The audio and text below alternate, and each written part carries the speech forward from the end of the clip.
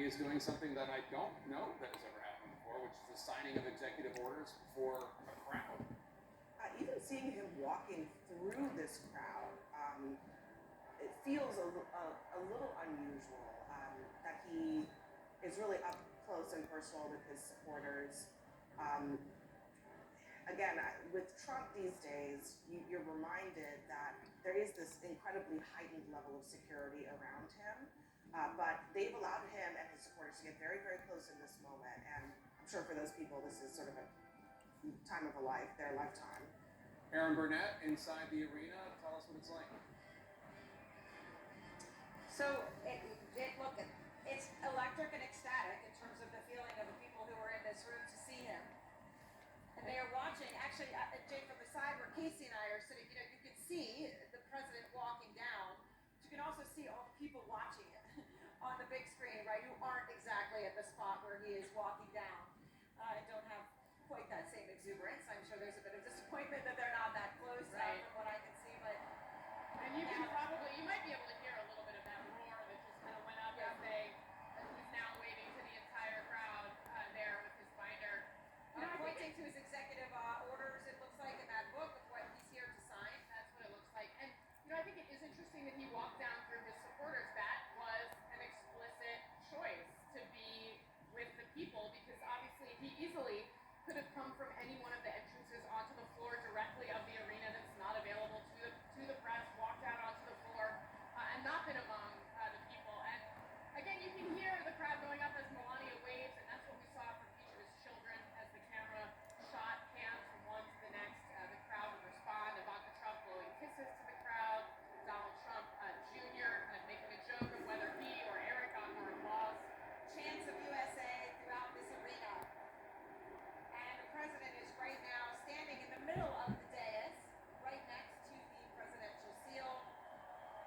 And it does seem as though perhaps those were his remarks, Aaron, because he stopped and he put the binder on the podium, and now he's walking over toward the desk where he may sign more executive orders. The desk appears to have actually a stack of folders sitting on it, presumably, and there's the pens you can see to the left, the ceremonial signing pens.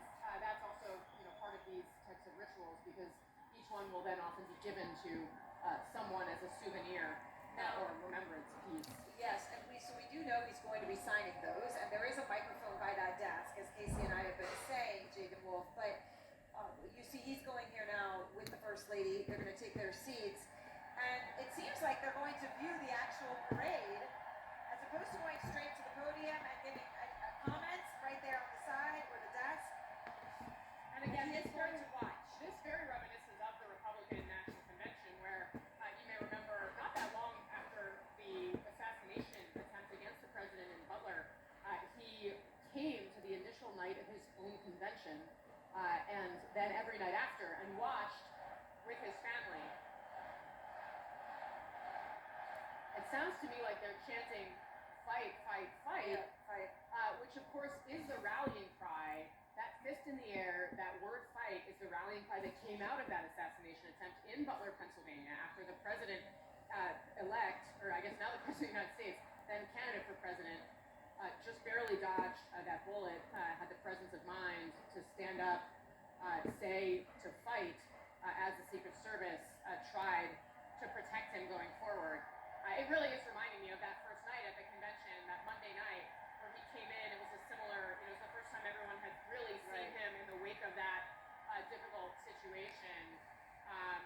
And he's clearly trying to replicate that. There is a feeling in the room to try to capture it, and I know that so many who have covered the rallies are familiar, but of adulation. This is somebody, people in this room, there is an adulation about this. This is an incredibly important moment for them.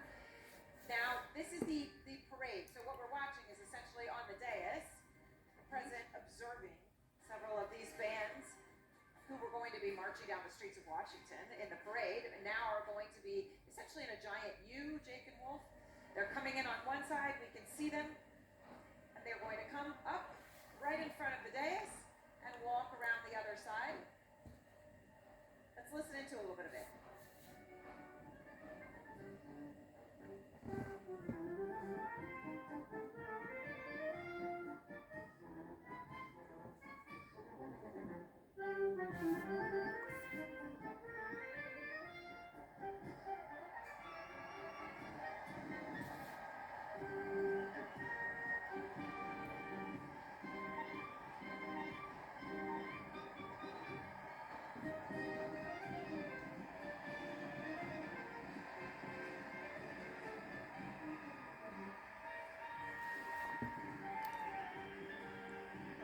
So those are obviously the Butler County first responders who are marching in.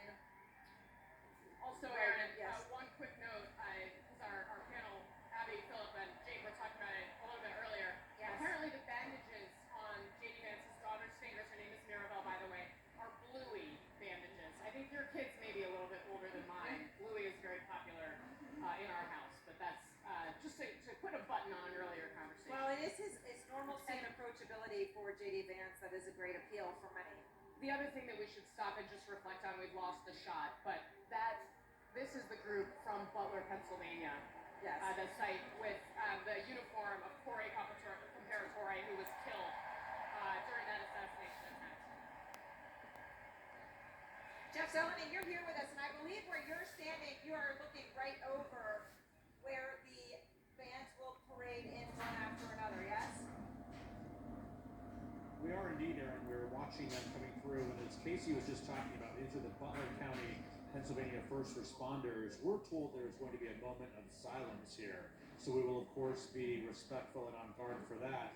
But after this, there will be someone from Trump's history, the New York Military Academy, which Trump, of course, was a 1964 graduate of there. There'll also be the Palm Beach Police and Fire Guard Unit, the Middletown High School Marching Band, of course, J.D. Vance from Middletown, Ohio. So some very specific moments of that. But they are now paying service to first responders nationwide, and when you can hear the crowd really cheering in here. So yes, this is a unusual parade, but a parade it is. They are walking around a fairly small center of the arena where the Washington Wizards normally play. Today, it's an indoor parade.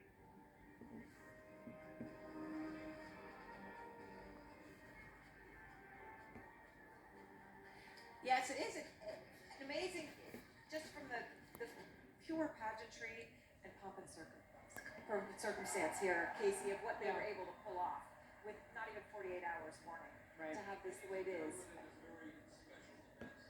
And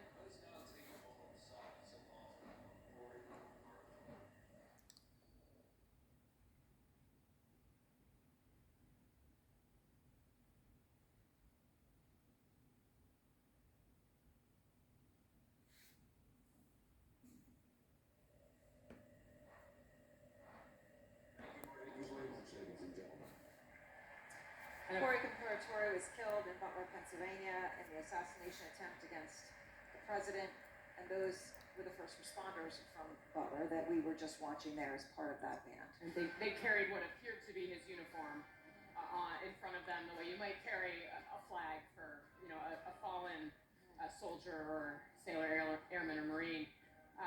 Noting that, of course. And it's worth noting here, we're seeing these bands walk out here, New York Military Academy here. They were announced, or at least the group from Butler was announced as they turned the corner and were presented, essentially, To the President Trump. New York Military Academy is one of the ones, there were many bands that were supposed to be performing in the parade that were not able to because of the truncated nature of this location and timing. But New York Military Academy, Cornwall and Hudson, New York, that is where President Trump went to school and graduated in 1964. And they were able to make that cut. Well, that does make sense, doesn't it? Look, and there they are, saluting the president as they walk by.